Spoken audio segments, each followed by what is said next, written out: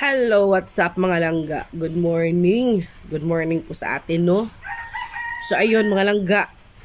Dito po ko sa labas ng bahay namin kasi tatapos ko na po maglinis doon sa loob. Nagpapatuyo lang po ako ng floor, mga langga, kasi minamap ko kasi siya every morning, mga langga.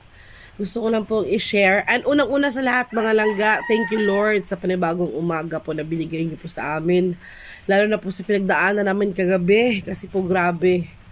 Grabe po yung pinagdaan. Hindi lang po siguro kami ang nakaranas, malangga. Parang buong Pilipinas yata ang nakaranas ng nakakatakot na gabi na yun, mga langga. So bago ko po isalaysay, bago ko po ano sa inyo, kada ako dito i-share ang traumatic experience namin kagabi, ay gusto ko lang pong pasalamatan una ang Diyos para magpanibagong umaga at talagang nakaya namin ang buong gabi na ano, mga langga, na buhay pa rin kami. And of course, pangalawa, gusto ko pong i-greet si Insik ng happy 31st birthday sa iyo. Mahal ko, Insik. Happy birthday. Si Insik po ay wala ngayon dito. Maaga po siyang umalis. Nagkuha po siya ng pasahero niya. So, kahapon pa lang po, ng hapon, may nagpa-book na po sa kanya.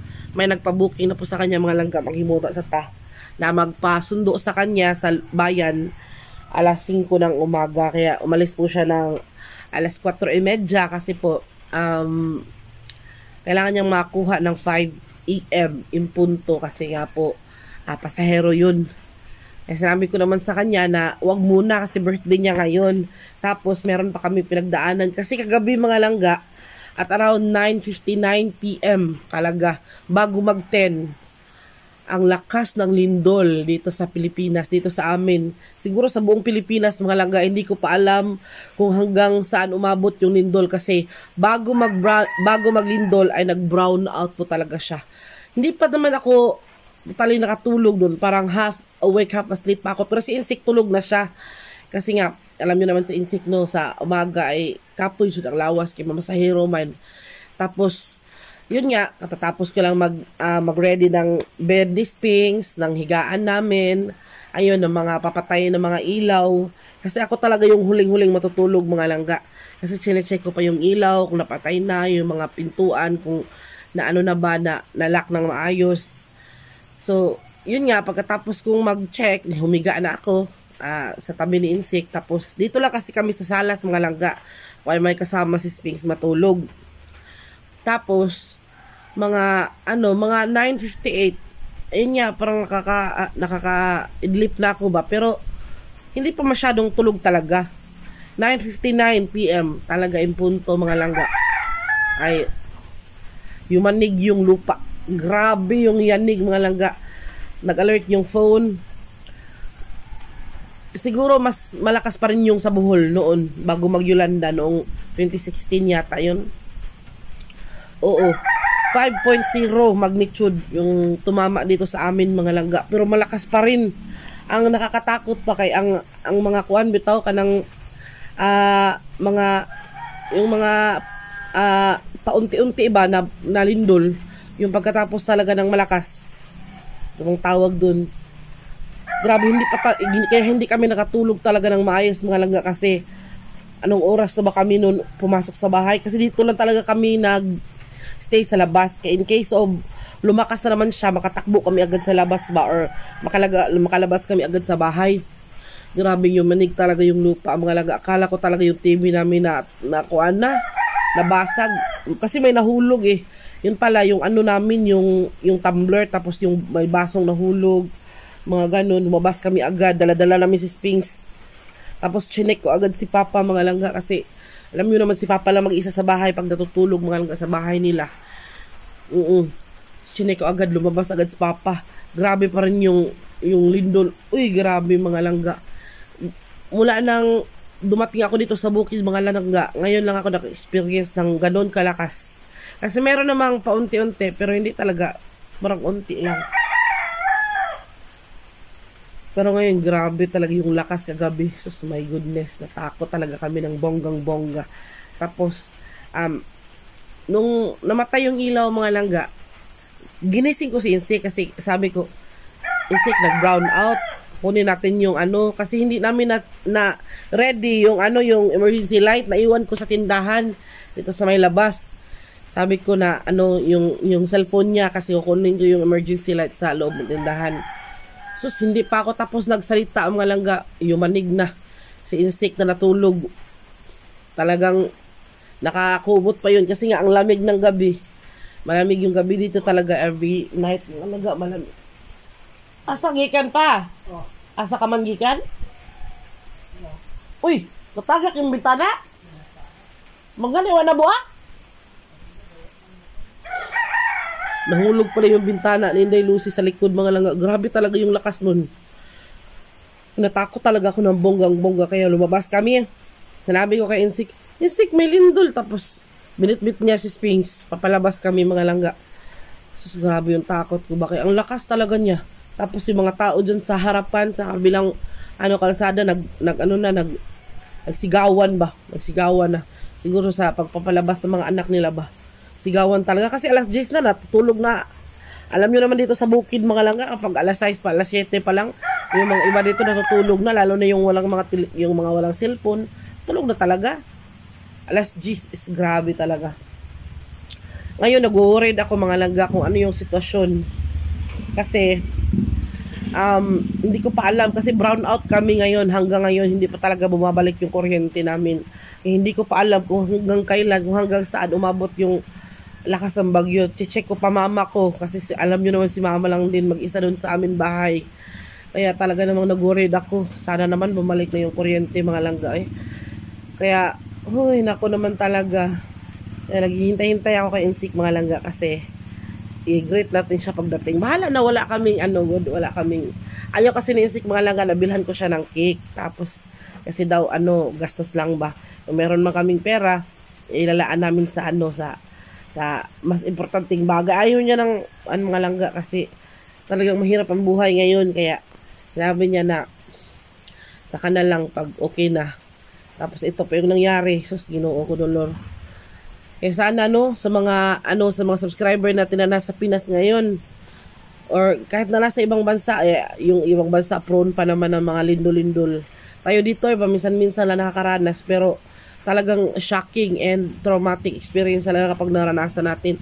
Kasi nakaranas ako ng sobrang lakas ng bagyo, lindol mga langga. Nung nasa Bohol, nung bago mag-Yolanda, yung lindol na 7.2 magnitude na tumama talaga sa Bohol. Grabe talaga yun, yung lupa talaga nakikita ko talagang nag-alon-alon yung lupa ba. Sabi nila, may halimaw sa ilalim ng lupa. Kaya yung mga tao dun sa amin kapag ganitong lindol, magsabi, suwa, kasi tinataboy daw nila yung beast, yung halimaw. Yung iba naman dito na nakikinig ako kagabi kung meron mang magsuwa-suwa, wala naman. Iba-iba talaga yung paniniwala mga laga. Ako lang sana yung magsuwa-suwa dito, baka isipin pa naman ng mga tao na nababaliw na silangga ba. Kaya sa isip ko na lang sinabi, suwa. Kasi nakikinig ako ng mga tao. Ang naririnig ko, labas kayo dyan. Mga lindol. Mga ganon lang yung narinig ko. Hindi ko narinig yung suwa. Kasi sa amin mga langga sa Bohol, kapag yumanig talaga ang lupa, lalo na ng 2016 ba yun, if I'm not mistaken, ganun talaga, suwa, mga lahat ng tao talaga, mabata, man, matanda, lalaki, man, babae, yun talaga kasi tinataboy daw yung beast sa ilalim ng lupa. Kaya yun yung paniniwala. Nakikipaniwala na wala namang mawawala kung sumasabay tayo sa mga matatanda. Nakikiswa na rin ako. Pero kagabi talaga na-experience ko yung traumatic experience ng lindol dito sa bukid. Akala ko pareho lang kami ng paniniwala. Nakikinig ako mga langga kung may magsuwa-suwa ba. Suwa. Wala pala. Narinig ko, mga sigawan lang ba. Walang suwa-suwa. Ako na lang yung nagsuwa-suwa sa sarili ko. Suwa, hindi ko na masyadong nilakasan kay baka isipin nila may hayop na tumatakbo-takbo dito sa dito sa bukid. Kaya, ayun, grabe. So, abangan natin si Insik mga langga. Kasi i-greet natin siya sa kanyang birthday. Wapay kurente na, no? Sabi ko kay Insik mga langga na, yung birthday mo, napaka-traumatic, hindi talaga natin malilimutan yung bisperas ng birthday mo. Nilindol tayo. So, ang tagal namin pumasok sa loob mga langga kasi may mga aftershock. Yun pala, aftershock. May mga aftershock pa na nangyayari. Ang lakas kasi. Mararamdaman namin yung aftershock mga langga kasi umaalog dito yung yero. Mga ganun ba? Mga ganun yung yero ba? Kaya hindi muna kami pumasok. Si Sphinx lang yung nasa loob. Pero nasa tindahan siya. In case of lumakas yung lindol, makakuha namin siya agad. So, yun. Takot din yung bata namin. Pag nung tumakbo kami ni Insik, gumagano din siya. O anong nangyari kasi, umaano talaga yung lupa May nabasag pa na baso. Yun ba? Talagang, nawindang kami kasi nakatulog ka na Tapos yun yung gigising sa'yo ba? Siguro, kaya sana bumalik na yung kuryente kasi para naman malalaman natin kung hanggang saan umabot yung yung kanang damage ba o may mga ba sana naman walang mga casualties ba. Sus ko Lord, lalo na yung mga nagjo-duty kagabi. Kung kasali yung nasa Cebu City o sa buong Pilipinas ba o siguradong may nagjo-duty sa mga call centers. Delikado buti na lang hindi sa araw, walang walang mga estudyante. Kasi pag nasa araw tapos may mga estudyante, delikado. Katulad noong 2016. Mas grabe yun mga langga. Kaya yun, na-share ko na yung mga traumatic experience namin. Si Papa, hinanap ko. Naglinis ako ng bahay, mga labong bahay dito sa amin. Kasi yun talaga yung routine ko every morning. Kasi may aso tayo. Yun nga, naglinis ako. Naghanap ako kay Papa, hindi ko nakita. Kasi umuulan din mga langga. Pagkatapos ng lindol, tumigil yung aftershock. Pumalit yung napakalakas na ulan. Grabe yung ulan talaga. Hanggang umaga na yung ulan mga langga, hanggang ngayon. Kung nakikita nyo, napakapangit ng panahon. May maambon-ambon ba, tapos lalakas na naman, maambon na naman, tapos lumalakas na naman, tapos titigil na naman siya, humina na naman. Mga ganun bala. Sabi ko, ano kayang tilimad-on ba ko sa Bisaya pa mga langga, tilimad-on ko noon sa kunin tilimad-on. So yun, nag-worry din ako. Gusto ko sana kay Insik na hindi siya paalisin kasi baka may mga natumba ng mga puno sa kalsada. Hindi naman daw pwede hindi niya kunin yung pasahero niya kasi nakakommit na siya ng naka-oo na siya. Sabi ko naman na may mga disaster na nangyari. Kaya ayaw talaga papigil mga langga Kaya sinabi ko na mag-ingat umaga na naman siya umalis. Marami na namang mga nakamotor na dumadaan. Kaya pinayagan ko na lang mga langga. Kasi mahirap. Tapos yung mga cellphone namin ay talaga namang low battery lahat. Hindi kasi namin akalain na maano siya, ma-low bat siya ng ganun kakuan kasi nga hindi kami natulog mga langga.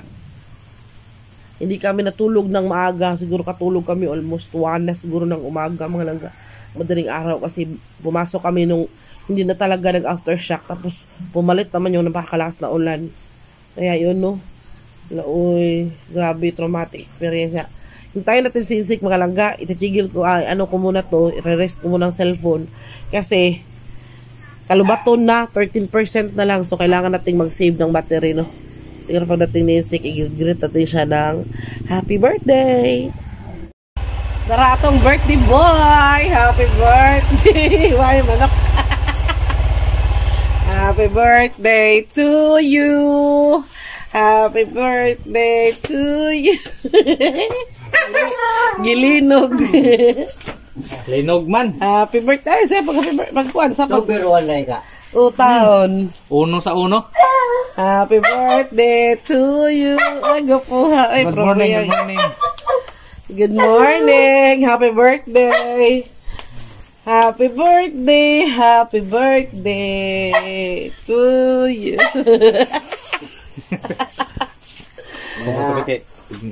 Sige. Nandito na si Insik mga langga, nag-greet na tayo ng happy birthday. May payong pag sa ulog sa adlaw na tawhan sa ika-31 kaadlaw na tawhan.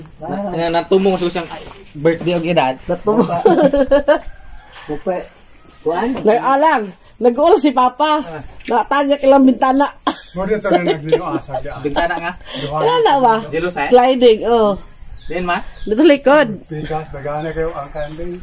Nakalaga ka sa mga... Robuat yun? Wala. Naputol ra. Ito nga ba?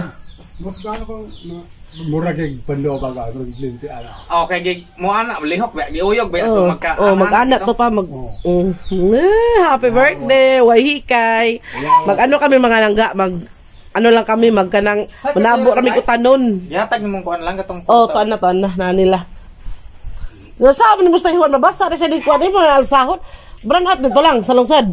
Ang main dito mas bugo dai, bro daghan nagdamage bugo. Uy, patay ko na to. ipagsu. Ito dito. Oh, sa sugod daghan ko patay kay oy, ano bang Sugod. sugod simba kay naggumid ha. Mirrors Cup sila Mirrors Cup basketball na, ha? Hala oy. Pero mga Sama tagakan. Stampede na tay, stampede kasagaran. Anang kanang pagdagas mga tao ba? Dinamagay. Magdinamagay na, mag-stampede. Wala oy, dugay pa dani mo balik ang kuryente di ay. amot wa sa basta kay main ko nung ko may itong taga sa Shirley kay na may load ng cellphone ba. Nakaibaw-ibaw sila kay kagabi i-declare mo ko ni Mayor Abis nga way klase karon di pasud lang mga eskwelahan. Kay basig na pa niya aftershock do. Sige yung aftershock na karon na. Yan kadlawon. Alas 4 o alas 5. Kuya. Aftershock. Pero itong alas 4 kusog-kusog to. Naghigda pa ko. Oo. Kaya yung bro, ma-feel pa ni mo maantay o. Dito sa, dabot na lang dito sa patos. Ay, kay, ang, Yawa. Ang kanang inyot. So ayun ang mga kinsik. Pang ating kuan chicken. Kasi brown out eh. Brown out yun, brown out. Kagabi pa.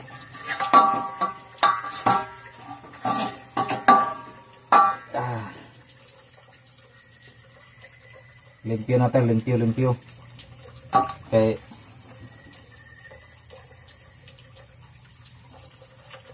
Wala tayong magawa. Kahit may may itim-itim pa itong mga kinsik ko, okay lang. Makain naman to, malambot naman. Tante makuha lang yung balahibo ba.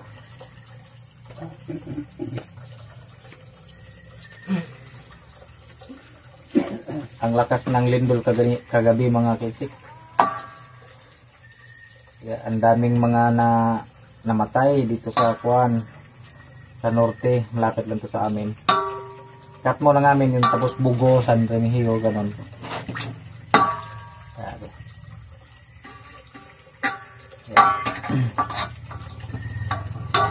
Gabi ko may nakapag kate itong manok mga kasi matagal na itong dinakip.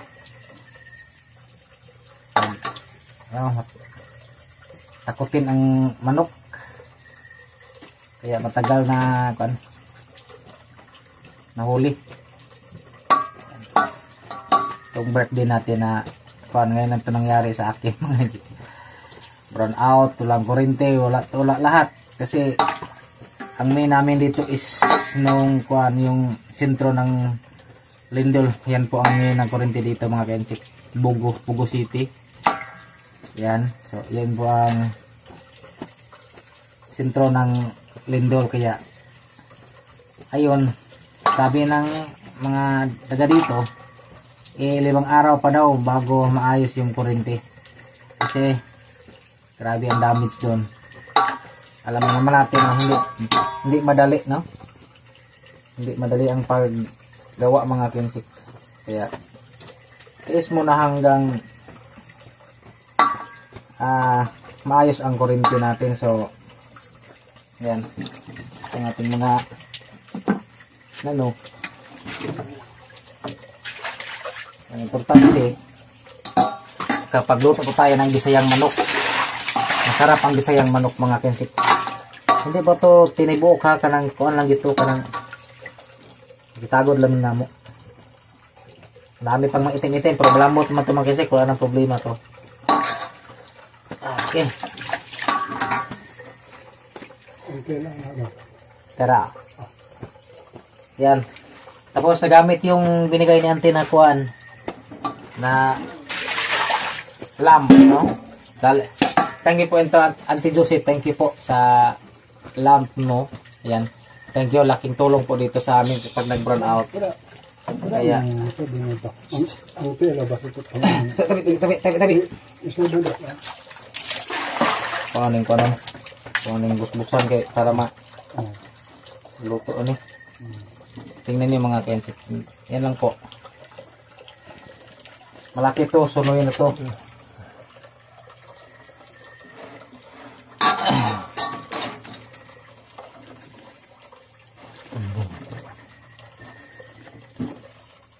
Abala pa nito.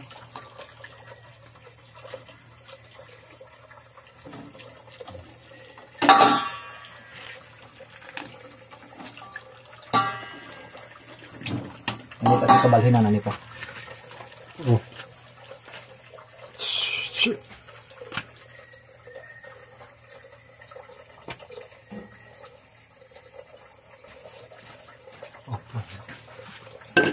Kabalhinan. Mau na dapat ni dai. Amo na luto.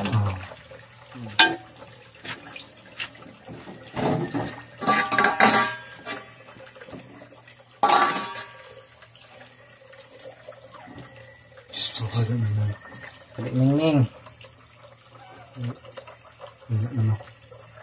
Ito lang tidak. Oh. Ginislutan ko ni. Mana na? Ito mo siya. Sundan ko. Ada ni.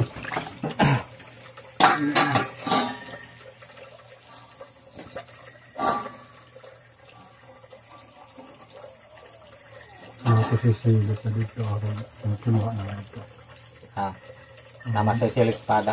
Okay. Bunga dito pa ba ang pen? Mahinog man. Tapos may kasya. Awal gawa na dahil. Mungay. Wah. Siya bata ang kailangan hatag ito.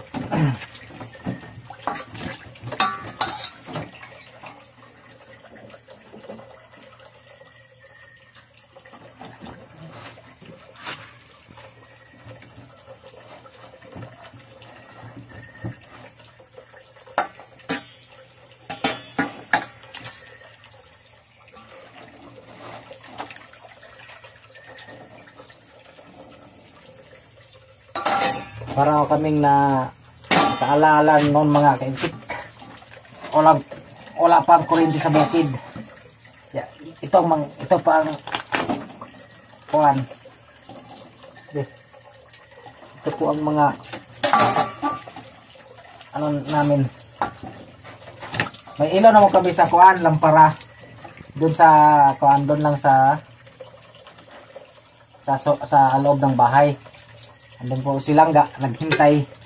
Pag hintay na matapos ako dito magansik, tapos siya na may magluto. Ako dito, ako lang yung tigkuhan. Kakay lang. Naghintay lang siya. Kasi namasada pa ko kanina, kaya gabi na po tayong nakatay nito. Kaya tabo din sa amin ngayon.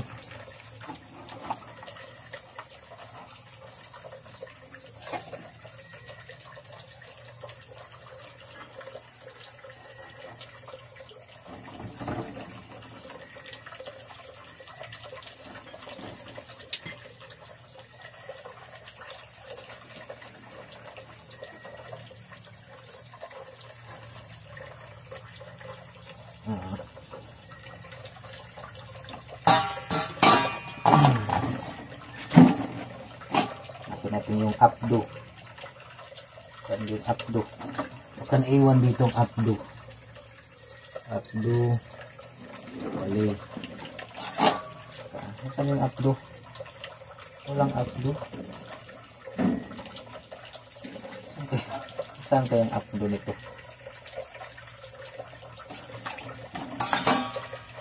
Walang updo ah.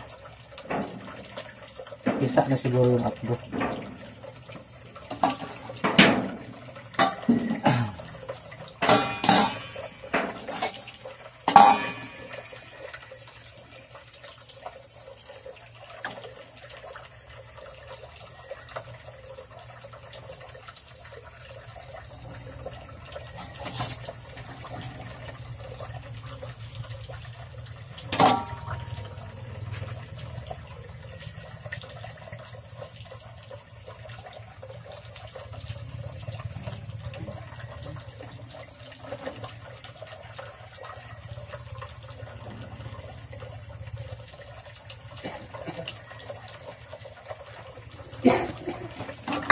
kagabi mga kinsek, after ng lindol, may aftershock.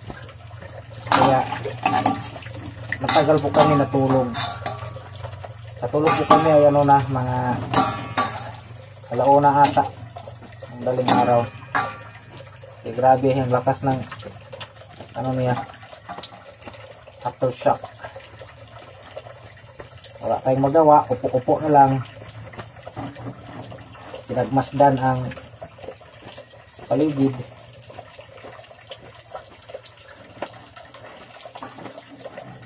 Okay.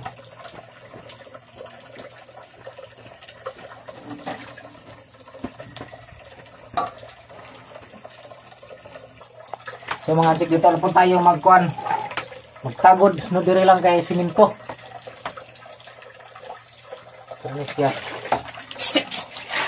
Tabi. Siguro na nato ni para maluto.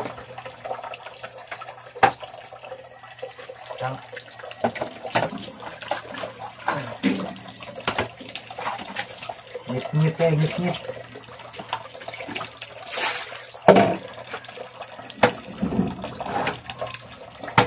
Tubig man.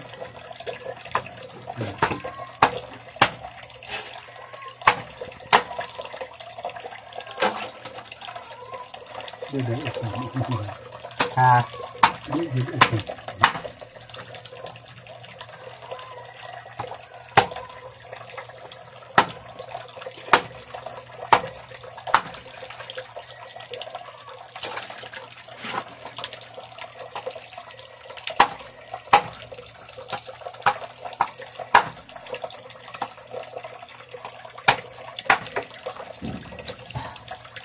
Bukong tani o. Yan. Pinakita.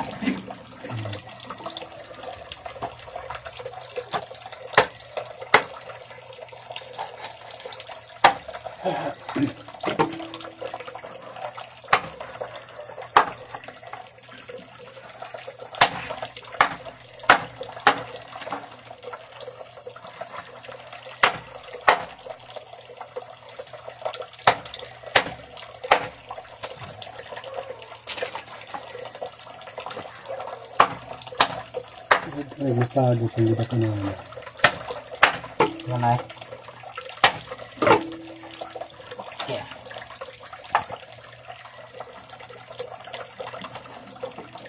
Kuha ko na dito. Binabay. Kuha ang palito. Kaya, kaliwa ito. Ang mga anak ko, mga hiktan. Oo, pwede. Kita sa iba, hindi haga. Pinaparang.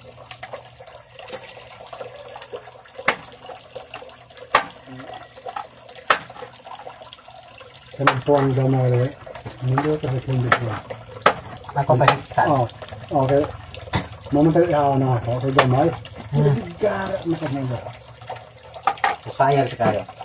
Oo, ito na. Mari ka abo. Aw? Daog ko rin na ako. Mga ganun na. Ah. Mayos sabi. Ang daog ko. Yan mga... Yan po mga kinsik, no? Ah! Wala na. Hugasan na ito, hugasan para ready na to. Ready. Tara.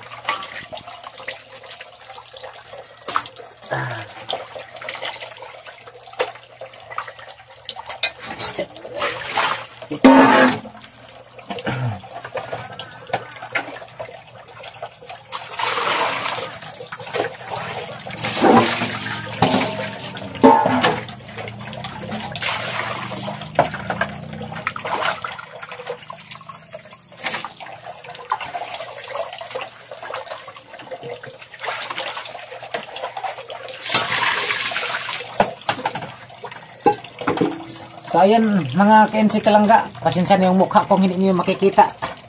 Kay ngit-ngit, madilim. Ito na po mga kinsik. Kay ako na ibigay kalangga pa kay para maluto na niya. Kakapunan na po tayo. Diyan lang kayo.